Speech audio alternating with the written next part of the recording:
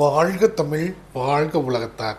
நான் உங்கள் அன்பு தோழன் ப. மூவேந்திர பாண்டியன். இன்று நாம் நாளொரு திருக்குறள் வரிசையில் பொருட்பாலில் 101வது அதிகாரமாக உள்ள நன்றியில் செல்வம் என்ற அதிகார தலைப்பின் கீழ் அமையப்பெற்றுள்ள 1010வது திருக்குறளை பற்றி அறியப் போகின்றோம். நன்றியில் செல்வம் என்பதற்கு சேர்த்த செல்வத்தை பிறருக்கு ஈதல் என்ற பொருளில் இந்த அதிகாரத்தின் தலைப்பு அமையப்பெற்றுள்ளது. இப்பொழுது நாம் 1010வது திருக்குறளுக்கு செல்வோம். சீருடை செல்வர் சிறுதுணி மாறி வரங்கூர்ந்தனையது உடைத்து. சீருடை செல்வர் சிறுதுணி மாறி வரங்கூர்ந்தனையது உடைத்து. இத்திருக்குறளுக்கான பொருள் என்னவென்பதை இப்போது நாம் காண்போம்.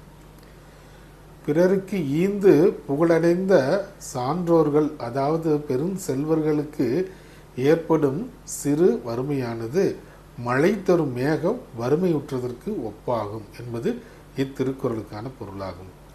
மீண்டும் பொருள்.